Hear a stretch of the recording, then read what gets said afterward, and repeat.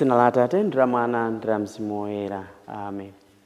Abale ndi alongo okondeka mwa Ambuye, ndikulandireni konse kumene mukutitsatira pa programu yathu ya Tiyankhuleni Ambuye, ndipo lero ndi Lolemba pa 24 Novemba mchaka cha 2025, ndipo mu mpingo wathu wa Katolika lero timakumbukira za Andrew Danglack amene anali wansembe komanso anzake amene anafa nawo limodzi mu imfa ya umalitiri.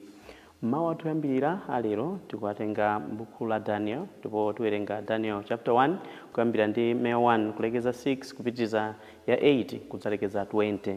Amene akutiwerengera mawu oyamba ndi a Julia Silia kuchokera ku Holy Ghost Ndirande Parish mu Archdiocese ya Blantyre. Ndipo uthenga wathu wabwino walero tiutenga m'buku la Luka, tiwerenga Luka chapter 21 kuyambira ndi Maya 1 kulekeza 4.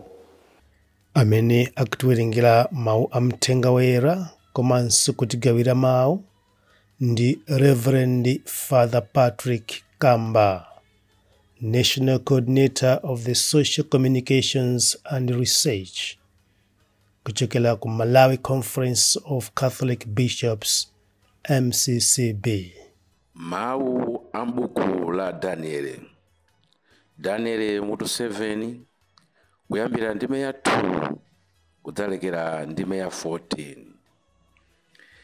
Ine Daniel ndaona zinthu kutulo usiku. Ndidaona nyama yayikulu itavunduka ndi mphepo zinayi zamlengalenga. Nyanjamo mudatuluka zirombo zinayi zikuluzikulu zosiyanasiyana. Choyamba chinali ngati mkango, koma chamapiko ngati chombankhanga. Ine ndikuyang'ana, mapiko ake adakadzuka, ndipo chirombocho adachinyamula nachiyimiritsa pa mapazi awiri ngati munthu. Adachipasa nzeru zonga za munthu. Kenaka ndidaona chirombo china chachiwiri chonga chimbalangondo. Chinali chonyamuka kumudziku, mkamwa mwake munali nthiti zitatu pakati pa manowa.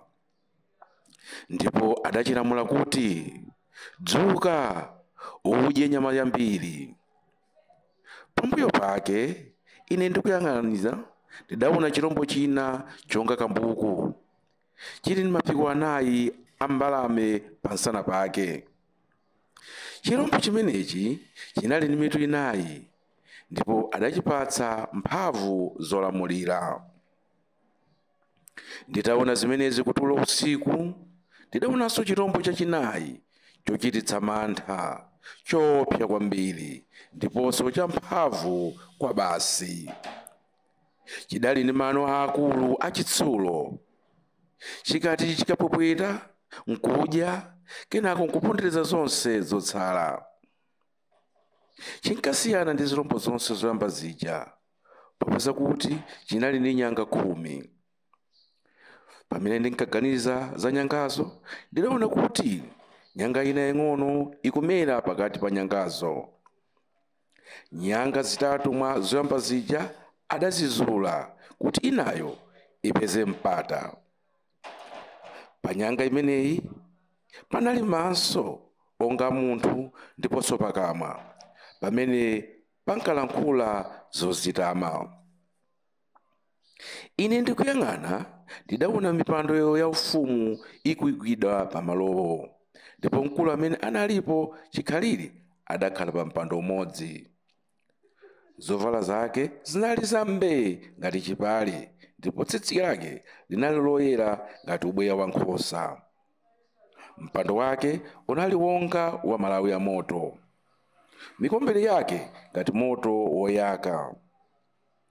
Mtsinje wa moto udatuluka nkumayenda patsogolo pake. Panali chinamtindi cha anthu ontumikira. Panalinso chinamtindi china chochuluka kupambana chinacho, chimene chidayima pamaso pake.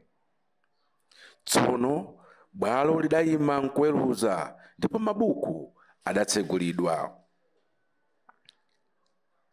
ndidayang'anitsitsa chifukwa mawu onyada amene nyanga ija inkalankhula.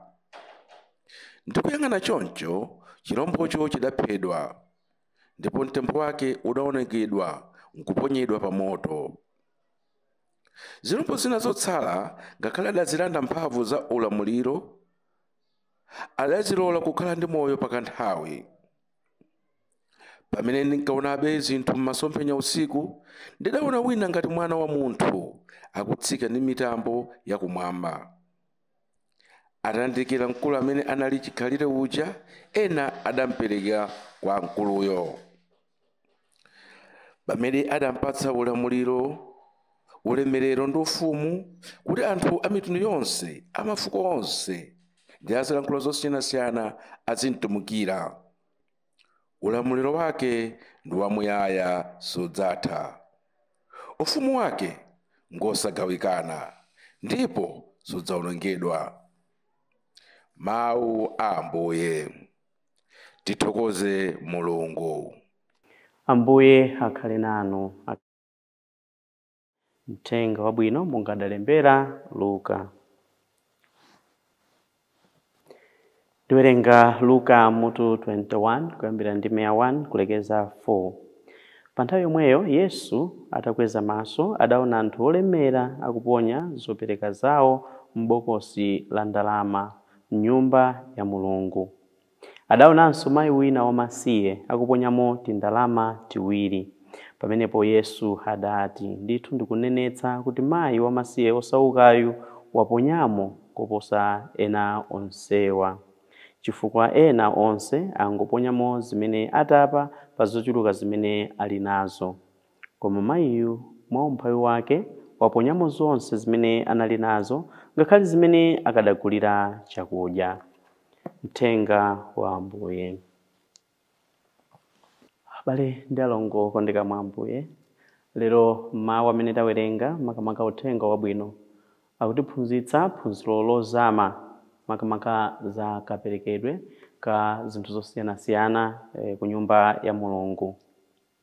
Tamva zati Ambuye Yesu Khristu anali mutembere, ndipo inali nthawi yoti anthu mwachizolowezi apereke zopereka zawo, apereke ndalama zawo m'mabokosi amene andalama amene anali mutempiremu. Ndipo tamva kuti Ambuye Yesu Khristu anayima poyandikana ndi bokosi limene anthu amaponyamo ndalama, ndipo amachita zimenezi mwachidwi. Akuti anaona anthu olemera akuponyamo ndalama zimene zimaoneka kuti nzikuluzikulu zochuluka akuziponya bokosi mmenemu, koma sanatekeseke nazo zimenezo. Ambuye Yesu muntima mwawo sanakhudzidwe kwenikweni pamene anthu achumawa amapereka, mpaka pamene patabwera mayi amene Ambuye Yesu Khristu akumulongosola kuti anali wamasiye komanso anali osauka. Pakati pa ana a Israeli kungotchula munthu kuti ndi wamasiye, mungozindikira kuti munthu ndi wamasiye, zimafanafana ndi kunena kuti ndi osauka. Choncho pamene Ambuye Yesu Khristu akunena kuti anali wamasiye komanso osauka, ndi kuti kusauka kwake kunali ndithu kopyolera muyezo, anali osauka ndithu. Ndipo akuponyamo ndalama tochepa tiwiri, tipite mwinanso sitinapange phokoso mmene timagwera bokosi mmenemu, koma ndi chopereka chimenechi chimene chinapanga Ambuye Yesu kunena kuti tayimisani ndithu mwambo wozoperekawo, kandi pepasani tayimitsani kaye zimenezi pali zoti tiyankhule. Kodi chimene chimapangitsa chopereka kuti Ambuye Yesu Khristu akhale nacho chidwi, apange pay attention kuchopereka, chimene chimachitika ndi chani? Kodi ndikuchuluka kwa zinthu? Kodi nkhani ndoti mapereka 1000 angati? Zimene zimapangitsa kuti chopereka chikhale chopereka chimene chipereka chidwi, chipereka chikoka kwa Mulungu, ndi chopereka chokhacho chimene chimaperekedwa chifukwa cha cholinga cha mumtima mwa munthu. Chimene chinapangitsa tindalama tiwiri timeneti tochokera kwa mayi amene ndi wamasiye komanso osauka, zimene zinapangitsa Ambuye Yesu kuti no wait a minute, tayimitsani kaye mwambo, zonena kuti choyambirira mayiyu anapereka ndi mtima okhulupirira. Kodi chikhulupiriro chake chikubwera motani? Ambuye Yesu Khristu atiuza kuti mayiyu anali wamasiye, akuonjezeranso kuti anali osauka. Ndipo Ambuye Yesu Khristu akuti poti ndi amene amadziwa za mumtima. Tikakawerenga Samuel 16:7 timva kuti Mulungu ndi amene amaona za mumtima, amadziwa kuti zimene zinamusalira mayiyu mmoyo wake ndi ndalama ziwiri zimene mayiyu anapereka. Ndipo akuti ndalama zimenezi akanatha kunena kuti sindizipereka kwa Mulungu, sindiponya m'bokosi la ndalama limeneli, chifukwa kuti ndi ndalama zimene ndifuna ndigwise ntchito pa moyo wanga kuti ndipange survive. Akutenga zomwezo zimene anali nazozo, ndi zimene akuzitenga nkukazipereka kwa Mulungu. Zitu zikuonetsa kuti mayiyu amaperekadi ndi mtima wachikhulupiriro. Amadziwa kuti zonse zimachokera kwa Mulungu. Ndipo ndi Mulungu yemweyo amene amatidalitsa ndi mphatso zosiyanasiyana. Kunali tikupempha mwina kwa njira zina imene kuti Mulungu, taona ngakhale ndi zimene ine ndili nazo, zimene zikanathandiza moyo wanga, taona ndikuzitenga ndikuzipereka, ndikukukhulupirirani kuti simundisiya ndekha, mundidalitsa chifukwa cha zopereka zimenezi. Wamasiye osauka ali ndi zochepa zomwezo kuzitenga nkukapereka kwa Mulungu. Sichingakhale chinayi koma nchikhulupiriro chimene mayiyu anali nacho kwa Mulungu. Ichi zimandikumbutsa zimene timazipeza Mafumu 1 Mafumu 17:7 mpaka 16. Timamva za mayi wa ku Zarefati. Nayenso anali wamasiye, anali ndi mwana wake, nayenso anali osauka. Ndipo tsiku limenelo amayenda natola tinkhuni, cholinga choti akaphike, akagwiritse ntchito kaufa kokhako kamene kanatsalira, ndi kamafuta komweko kamene kanatsalira. Akakatero malemba amanena kuti ufa amene ndinawo ndi umenewu, ongondikwanira miro imodzi, ndikakaphika tikadye ndi mwana wanga kenaka tikafe. Chifukwa palibenso zimene zingatithandize zina. Ndi pamene pakubwera mneneri wa Mulungu akumpempha kuti mayiwe kodi ukutani, nditola tinkhuni, cholinga ndifuna ndikaphikire ine ndi mwana wanga tidye kenako tife. Chifukwa kunali nthawi yachilala. Mneneri akuti ayi, usanapange zimenezo, undiphikire kaye ineyo ndidye kaye, kenaka uzikapanga dongosolo la iwe ndi mwana wako. Mayiyu ndiye sanali ndi zifuwa zonse zonena kuti koma inu mneneri wa Mulungu zikuyenderani muno bwino, moti mulibe chisoni. Koma chifukwa choti anali ndi chikhulupiriro, amadziwa ndi mtumiki wa Mulungu, amadziwa watumidwa ndi Mulungu, anakachitadi zimene mneneri anapempha. Anakaphikiradi chakudya, mphikira mneneriya. Atadya timamva kunena kuti ufa umene ochepa amene amaona kuti ndi ochepawo, mafuta amene akuti amati atsala okhawo akuti sizinathe, zinalipobe amangodyabe mpaka chilala chinatha. Anapereka nayenso ndi chikhulupiriro. Anapereka ndi chikhulupiriro kuti ndikumpatsayu ndi mwini wa siliva ndi golide. Suja ife Akatolika timayimba kuti chuma changa ndiye Mulungu, zanga zonse ndi iyeyo, thandizo lathu limachokera kwa Mulungu. Mayiyu anapereka ndi mtima umenewo. Ngati tifuna kuti chopereka chathu chipangitsa Ambuye Yesu kunena kuti wait a minute, tadikirani kaye, tayimisani nyimboyo kaye, pali zoti ndiyankhule pano, tizipereka ndi mtima wa chikhulupiriro. Choncho si kuchuluka kwa zimene tapereka, tikhoza kupereka zochuluka, koma Ambuye Yesu nkunena kuti ayi, ngakhale wapereka zochuluka chonchi kuti ni ma1000 yako, koma waposedwa ndi mayi wamasiye wapereka ndalama tiwiriti. Ngati zochuluka zimene kuti zochuluka tazipereka ndi mtima wokhulupirira Mulungu amene anachitira mayiyo, ayi, Ambuye Yesu Khristu anena kuti wachita bwino mwana wanga, waperekatu mowolowa m'manja, waperekatu kuposa wina aliyense. Chachiwiri, tikuona kuti chimene chikupangitsa kuti Ambuye Yesu kanena kuti dikirani kaye, pali zoti tiyankhule pano, chonena kuti mayiyu anapereka zake zonse. Mayiyu anapereka zake zonse. Tipange timasamu pang'ono. Ngati muli ndi tilekeze munthu ali ndi 1 million, wakapereka 10,000, ngakhale sindikonda masamu, komabe ndikudziwa kuti percentage wise ndikuti wapereka 1%. Jesa masamu akutheka. Ndipo mayiyu anali ndi ndalama tiwiri thumba mwake, mmoyo wake, anatenga ndalama tiwiri toseto ndikukapereka mukapanga masamu muona kuti imeneyo ndi 100%. Zonadi Ambuye Yesu Khristu amalingalira njira imene mayi Idi wapereka zake zonse zimene iye anali nazo. Wapereka 100%. Ena maife it's just a fraction. Tangotapa pa zochuluka zimene ifeyo tili nazo ndikupereka. Kwa mayi sanatape, wasenza zonse, watuta zonse ndikuzipereka kwa Mulungu. Kodi ndizophweka zimenezi? Sizophweka. Koma ngati tili ndi chikhulupiriro mwa Mulungu kuti zimenezi nazipeza chifukwa cha Mulungu, choncho chuma changa, moyo wanga ndi Mulungu. Kupereka kwa Mulungu sitimabweresanso masamu ochepa kuti ndikapereka zichepa. Tikamamana Mulungu chimodzimodzi ana ena amene makolo awo amatha kuwagulira kandi ndasi kuwapatsa.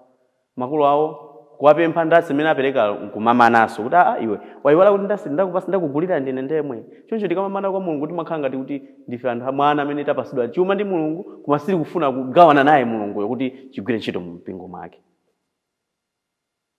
Anthu okhulupirira Mulungu amenewa ndi monga Daniel tamvera mawu oyambirira. Iyeyo anayika moyo wake makamaka pa Mulungu. Sankafuna kuchita chinthu chimene chinakadetsa moyo wake.